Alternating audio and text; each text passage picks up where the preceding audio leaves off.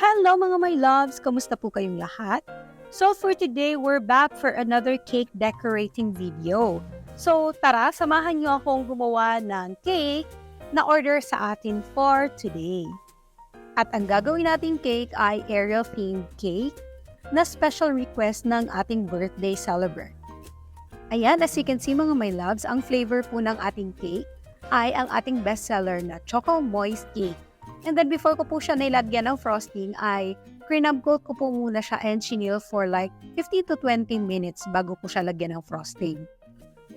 And sa part po na yun mga my loves, dinadamihan ko na po yung paglalagay ng ating frosting. Kasi afterwards, kailangan ko na po siyang pakinisin mga my loves.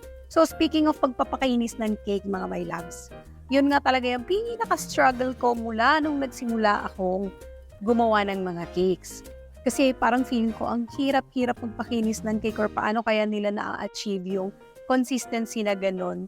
So ayun, nai-insecure ako makakita ng yung gawa ko versus gawa ng iba na nakikita ko sa YouTube or nakikita ko sa Facebook. Kasi nga po, yung unang-una kong mga cakes, hindi ko hirap akong magpakinis mga my loves. But then, yun nga ang sinasabi nila na practice makes perfect. So, yung consistency or pagka lagi mong ginagawa ang isang bagay. So, hindi naman napaperfect agad-agad, pero nahahasa yung skill mo sa paggawa ng isang particular na bagay. So, kagaya niyan sa pagpapakinis ng cake. So, over time, natutunan ko lang din talaga mga my loves na nagdedepende pala talaga yan sa consistency ng iyong icing, kung gaano mo siya katagal na winip, and then kung gaano gaan ang kamay mo. So, matututunan yan over time mga my loves. So, sa mga nagsisimulang home baker na kagaya ko, tiwala lang. You'll get there, kumbaga. So, matututunan mo rin paano yung mga ginagawa upang mapakinis ang inyong mga cakes. So, ayan mga my loves. So, anyways, ayan po, naglalagay na po tayo dyan ng fondant details, which is ginawa ko po yan beforehand. So, yung mga tails, kasi sabi po ni client, excited daw po kasi yung celebrant na makakita ng cake niya na may mga buntot or yung buntot ng Serena. So, makikita niyo dyan mga my loves. So, meron akong main buntot na nilagay dun sa top. Plus, meron akong mga maliliit na buntot dito sa baba na nilagay ko for detailing. So, ayan mga my love. So, lagay-lagay lang po tayo. Actually, yung mga details po na yan, hours before, ginawa ko na po yan para at least medyo tumigas siya. At hindi siya malambot pag nilagay ko na po siya sa cake. So, ayan mga my love. Lagay-lagay lang po tayo. May mga seashells, may mga buntot na may iba't ibang kulay, which is colors ng dagat. Ayan, taray, colors ng dagat. So, ayun, medyo tumabingi po konti yung isa nating buntot at kailangan nating hugutin ulit at ibalik. So, ayan, naayos naman po natin mga my loves. So, patuloy lang po tayo sa paglalagay ng mga details na yan. And then, meron po akong nilagay na isang malaking buntot pa na dalawa sa magkabilang side. So, ayan, taray. May mga pabuntot-buntot, which is nakakatuwa naman kasi special request din kasi ng birthday celebrant na magkaroon ng cake na merong mermaid tail. So, ayan, mga my loves. Lagay-lagay lang po tayo dyan ng mga design. And then, right after yan po, mga my loves, naglagay lang po ako nung parang moss design sa taas.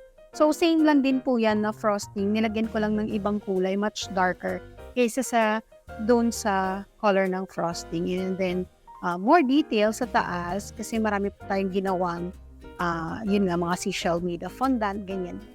So, ayan mga my loves. And then, chinecheck ko na lang po dyan kung pantay ba yung pagkakalagay ko ng mga details. So, ayan nga po. So, makwento ko lang mga my loves. Talagang hindi ako gumagawa ng full fondant cake kasi natatakot po ko or hindi ko po talaga panasubukang gumawa ng full fondant cake. So, ang ginagawa ko lang po, tinatanggap ko mga orders, yung mga soft icing with fondant details. Ayan mga my loves.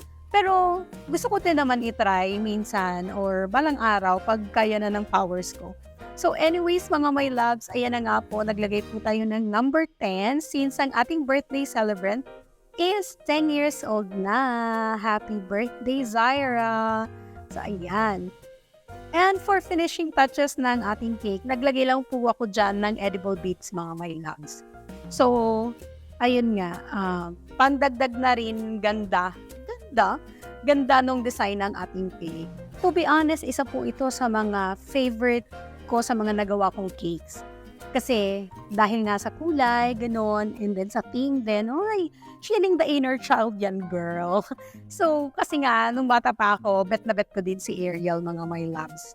The only difference lang kasi hindi pa namin kayang bumili ng cake or magpagawa ng Ariel theme cake ng mga kapanahunan ko, mga my loves. So, ayan, healing my inner child. So, ayun mga my loves, tinatapos ko na nga pala yung paglalagay ng sandamakmak na beads natin.